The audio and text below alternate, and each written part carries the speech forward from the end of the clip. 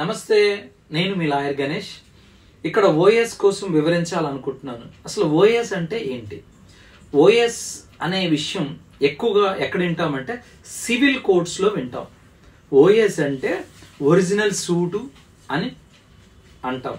So original suit తెలుగులో అనుకుంటే ప్రథమ దావా అంటాం.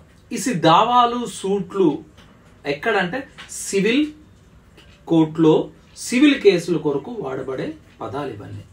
అయితే ఇక్కడ దావా అంటే ఏంటి, ఆ సూట్ అంటే ఏంటి అంటే ఇక్కడ వాది ప్రతివాది అంటే ఎవరు?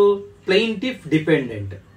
అంటే వాది ప్రతివాది వాళ్ళ యొక్క ఏదైనా ఆస్తి విషయాల్లో ఏదైనా తగాదాలు అయినట్లయితే, అలాగే ఏదైనా సరే ఒక అమౌంట్ ప్రామిసరీ నోట్ కానీ ఆస్తి వివాదాలు ఏదైనా ఒక బయట సెటిల్మెంట్ కానప్పుడు వాళ్ళు కోర్టుకి ఎపీర్ అవుతారు.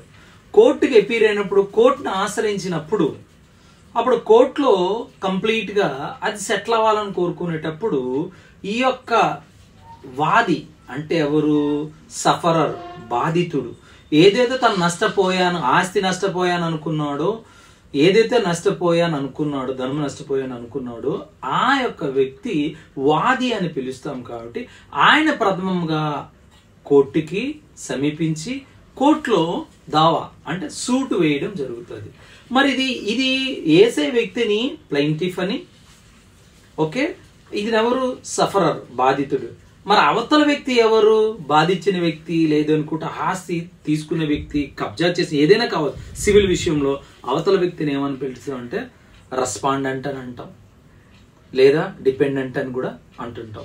సో ఇక్కడ పార్టీస్ దావాలో ఇక్కడ పార్టీస్ ఎవరు అంటే వాది ప్రతివాది అంటే ప్లెయింటిఫ్,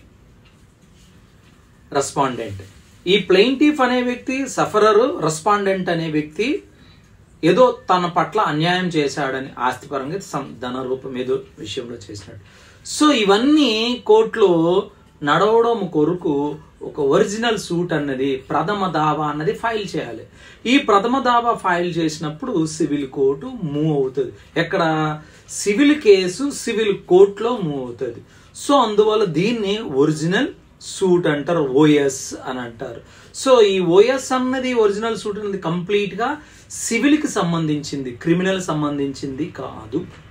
అయితే అందులో యొక్క పార్టీస్ ఎవరు అంటే వాది ప్రతివాది.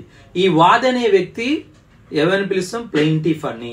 ప్రతివాది అనే వ్యక్తిని రెస్పాండెంట్ అని పిలుస్తాం. సో వీళ్ళ యొక్క విషయాలను కోర్టులో ట్రయల్ ద్వారా వీళ్ళకున్న ఎవిడెన్స్, వీళ్ళకున్న సాక్ష్యాలను కోర్టులో ట్రయల్ ద్వారా ప్రూవ్ చేసుకున్నప్పుడు ఎవరికి ఫేవర్గా అంటే ఎవరికి ఇష్టంగా లేదా ఎవరికి వ్యతిరేకంగా వస్తుంది అన్నది కోర్టు వారు నిర్ణయిస్తారు. ఎందుకంటే ఈ యొక్క వాది ప్రతివాది చూపించుకున్న సాక్ష్యాలను బట్టి ట్రయల్ కండక్ట్ చేసిన బట్టే కేసు జరుగుతుంది. మొత్తానికి అల్టిమేట్గా నేను చెప్పాల్సింది ఏంటంటే ఓఎస్ మీన్స్ ఒరిజినల్ సూట్. ఆ ఒరిజినల్స్ అని పదము ఎక్కడంటే సివిల్ కేసెస్లో వినబడుతుంటాయి. ఆ ఒరిజినల్స్ అంటే ప్రథమ దావా.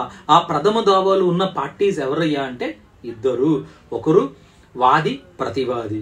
వాదిని ఏమంటాం? ప్లెయింటిఫ్ అని పిలుస్తాం, ప్రతివాదిని రెస్పాండెంట్ అని పిలుస్తాం. ఈ విషయం మీరు తెలుసుకోవాలని కోరుకుంటూ మీ లాయర్ గణేష్. జై హింద్.